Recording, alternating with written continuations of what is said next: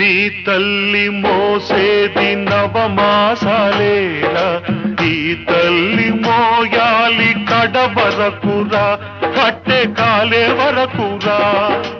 ఆ రుణం తల కొరివితో తీరేనురా, ఈ రుణం ఏ రూపాన తీరేదిరా. ఆ రూపమే ఈ జవానురా, త్యాగానికి మరో రూపు నువ్వురా.